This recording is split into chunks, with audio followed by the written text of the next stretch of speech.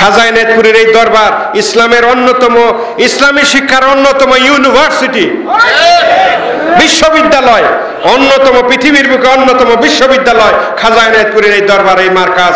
এখানে আসতে হবে আপনার।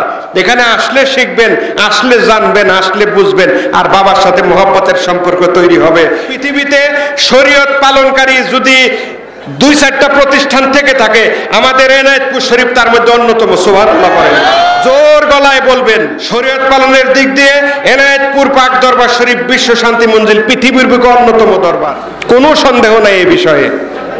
কারণ এখানে শরীয়তের বরখেলাপ কোনো কিছুই করা হয় না, কোনো দিনই হয় নাই। দরবার প্রতিষ্ঠার পর থেকে আজকে পর্যন্ত খাজা এনায়েতপুরের দরবারে শরীয়তের বরখেলাপ কোনো আমল, কোনো কিছু শিক্ষা দেওয়া হয় নাই, এবং এগুলাকে অ্যালাউ করা হয় না। এগুলো মানুষের মাঝে বলবেন। আপনি নামাজ পড়বেন না, আপনি নামাজ না পড়লে কোন ইবাদত করবেন? তাইলে নামাজে যদি না পারেন কোন ইবাদত করবেন? খাজা এনায়েতপুরের সব শিক্ষা নামাজ কেন্দ্রিক। খাজা এনায়েতপুরের সব শিক্ষা নামাজ কেন্দ্রিক। নামাজের আগে, নামাজের পরে, নামাজের আগে, নামাজের পরে, নামাজ মাঝখানে রাখা। নামাজ বাদ দিয়ে খাজা এনায়েতপুরের দরবারে কোনো শিক্ষা নাই। আমাদের জীবন দর্শন, আমাদের চলাচল, আমাদের কথাবার্তা এমন স্টাইলে হওয়া উচিত। আমাদের বাসন ভঙ্গি, হাঁটার ভঙ্গি, আমাদের নড়াচড়া এমন ভাবে হওয়া উচিত, একটা মানুষ যেন ধাক করে দেখে একটা কালবে, তার কালবের ভিতরে একটা ধাক্কা লাগে, এই লোক তো কামের লোকের মুরিদ। সুবহানাল্লাহ পড়েন। যার যার পরিবার থেকে তার তার পরিবারের মেয়ে লোককে শরীয়তের উপরে রাখা, এটা আপনাদের উপরে ফরজ। এই শরীয়ত পালন করা শুধু এনায়েতপুর পীর সাহেবের উপরে দায়বদ্ধতা নাই। আপনার বউ আপনি নিয়ে আসছেন, আপনার মেয়ে আপনি নিয়ে আসছেন, তার শরীয়ত দেখার দায়িত্ব আপনার। ঠিক কিনা বলেন? মানুষ পীর বলতেই বুঝে খালি নাচ গান, মেয়ে লোক পুরুষ একসাথে, সেখানে গাঁজা খাওয়ার মজলিস। গাঁজা তো ভাই দূরের কথা। আমার ওই ভাইজান ডাক্তার ফরহাদ ভাইজান বসে আছেন এওরস শরীফের এই কয়দিন মাইকে অ্যানাউন্স করছেন না, জাকের ভাইরা দরবার শরীফের এরিয়ার ভিতরে বিড়ি সিগারেট খাবেন না। শোনেন নাই?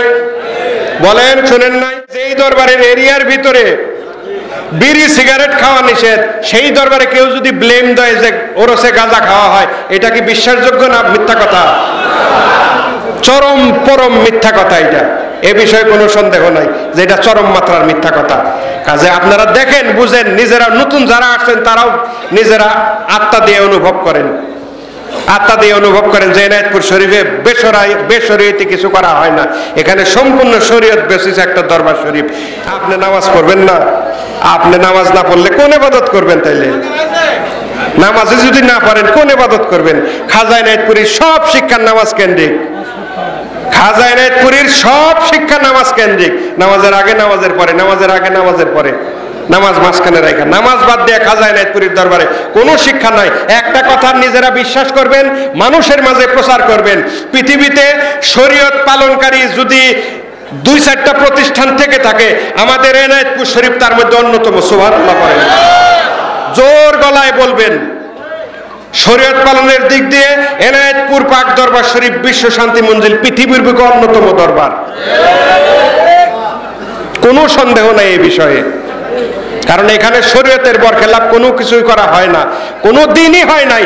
দরবার প্রতিষ্ঠার পর থেকে আজকে পর্যন্ত খাজা এনায়েতপুরের দরবারে শরীয়তের বরখেলাপ কোনো আমল, কোনো কিছু শিক্ষা দেওয়া হয় নাই, এবং এগুলাকে অ্যালাউ করা হয় না। এগুলো মানুষের মাঝে বলবেন।